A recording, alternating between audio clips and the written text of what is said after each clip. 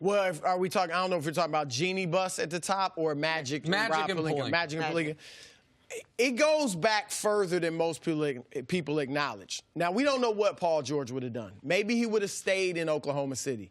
But part of why he didn't really strongly consider the Lakers, because they kind of softened on him. They started thinking LeBron and Kawhi instead of, remember how they were so much in on Paul George? Okay, yeah. And then, I'm not saying they didn't want him to some degree. But obviously him and his camp felt that. Right, no question. Like, 12:01 a.m., Magic's at LeBron's house. Pelinka should have been at Paul George's house. They should have recruited him just as hard as they did LeBron. Now, nobody saw him playing as well as he is now, but can you imagine him and LeBron together if he is playing like this? And they wouldn't have had to recruit him, by the way. They could have traded for him. They could have done that. They could have traded for him and just said, we're not going to rely on Lakers exceptionalism to get him there. Just, real quick, the other point here, Jeannie Buss is wrong. She's either knowingly or unknowingly lying. The word she's using, entire roster. Listen, it never was the entire And when she calls it, just throws that fake news slur out there. Like, the people reporting on this, whether it's Broderick Turner in Los Angeles or Chris Haynes or Tanya Ganguly, these are credible reporters who were not making this up. And it's toxic for the fans who think reporters are just going to make things up. If you're a credible reporter, Chris, you know this better than I do, you are not running with specific names unless someone who is in a position to tell you these things has told you these things. So she's just flatly the only wrong leg she has to stand on is there were reports that, like, of 6 players and things like that. What I'm told is it was like, take any of these 6 players. Like, take 3 or 4 of them rather than we're going to send 6 guys to you for 2 and things like. So she's nitpicking and then using that to paint everything with a right. So that's the first thing with the front office. Secondly is the composition of the roster. And LeBron has something to do with this. LeBron was looking at it like, look, you can't outshoot Golden State. We tried that in Cleveland. The Cavs shot more threes than the Warriors the last few years because they tried to outshoot them. So he thought, let's get some gritty, tough grinders, defenders that we can switch everything. We can be tough with Lance and Rondo because that was the formula they used when they beat them in 2016. So he's thinking that. But at the end of the day, Magic and Pelinka are in charge. And so the buck stops with them. Even if LeBron is thinking you ain't in charge if you sitting out in front of my house. Well, hold on. He signed a 4-year deal. Yeah, but so you got him locked up. You ain't in charge because one of the things is getting my opinion on what we're going to do moving forward. So LeBron, like a lot of other great basketball players, Magic Johnson included, trying to put together a basketball team, that's not how they're going to make their money. Because that was not the right. What they did in Cleveland and Miami, putting shooters around LeBron James, and regardless of what he wants to think, that's the best system for LeBron. Agree. So not only is Jeannie Buss wrong, and Jeannie Buss is wrong for this reason. What LeBron said in his interviews and what Magic said in his interviews. Magic said, you know something? It's up to the Pelicans. We made an offer. We're waiting for them to call.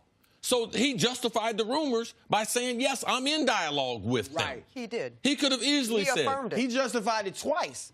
Because then when he met with the players afterwards, after the deadline, he didn't say all that stuff was false. He said they got to be big boys. LeBron James himself, the original big boy, what did he say? Oh, me and AD talked about this summer. Well, okay. Well, that's enough evidence from the top. So the Lakers are a part of the problem. LeBron James, when they met with him, they asked him what was his input. And this was the type of roster that he thought moving forward. They were all wrong. You made a big boy decision. Now it's time to take the big boy blame. You know, the problem with Jeannie Buss is the leak is coming from inside. So she's basically on record saying it's fake news, right? Upset because, you know, the credible reports were leaked. But you have Magic Johnson and LeBron James from inside your camp, essentially. That's not leaking. They're just talking. They're just doing normal interviews. No, but they didn't know the effect. They did not know the effect. Especially when, what if you don't get this guy? The other problem for Jeannie Buss is, who hired Magic and Pelinka? Who decided that we're going to have 2 GMs who fit the same role? Like the two, not 2 GMs, but the 2 guys at the front of the franchise. I don't mind with Magic or Pelinka. Both of them you're hiring them because of relationships, right? But if you're gonna have a Danny Ainge, you need to have a Mike Zarin. Who's the smart guy in the Lakers? Who's the analytical guy? Well, they were looking at it like Golden State, Bob Myers was an agent. And they looked at Pelinka, agent, same deal. You know, they thought he'd be the smart guy. Right, but Golden State had the smart guy in Jerry West. One of the all-time greatest team builders They should have brought in. And Jerry West, by the way, got Let me tell you something, man. Jerry West, I give Jerry West credit. And I believe Golden State, from a front office, they do things very good. But there was time in Golden State that the people in the front office didn't know who Steph Curry was. And he's sitting right downstairs. One of the greatest shooters, if not the greatest shooter ever. Golden State, remember, there were times they weren't in love with him. Remember, they thought there could be, should we extend? Him or Monte could have been, right. Yeah, so Monte then Ellis. Clay, they got, in this era of free basketball, they got two of the best shooters all time, if not the best shooters of all time. So that right there, that's going to help you a lot more than with the Lakers. Sure, but why did they keep Clay? Because Jerry West came downstairs and said, you cannot trade him for Kevin Love. Right. The point is that I'm making is even if LeBron signed off on these players. He did more than sign off. It wasn't like they brought him. Yeah. I'm not saying they had a list of players. Right. And these were two of the players that they selected, Lance and Rondo. So he had input. Okay. This is a discussion between them on what type of team we want to put around. If there's a smart analytics guy in the room, they say, hey, I understand the archetype you're talking about, the type of player. Here are the types of players that are actually good at that. Here are the types of players that actually, when you look at their numbers, they are going to help you more than they hurt you. It is not a coincidence that if you look at just basic plus minus, the worst Lakers are Rondo, Lance, JaVale, Beasley, who's now gone, and KCP.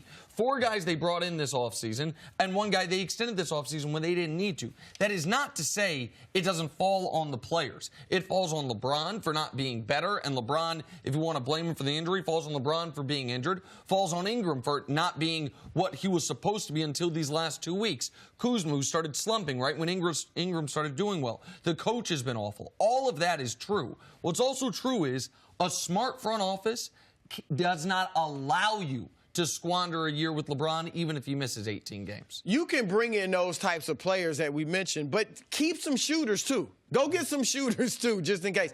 I also blame the front office, and I guess it would be Magic in this case, for not getting out in front of the trade rumors. When all that stuff was out there, Magic, go talk to the media and say, look, I don't know where these trade rumors come from. Even if you lying, because GMs in front office, they lie all the time. Right. So even if you go out there, I don't know where these trade rumors are coming from. But that's what Jeannie Buss said, Cris. She was like, he's a nice guy with a big smile, right? And he talks too much. So she put it on him. Well, he should have talked, but talked like this. Like, look, we like our team. Like everybody else, we're trying to improve it. But we love our young players. And I don't know where all these trade rumors come from. Absolutely. All right, follow the script, Magic. Thanks for watching. Subscribe here to get the latest from the show. Also, be sure to check out more of the best clips from First Things First, or go watch a few segments from our other shows on FS1.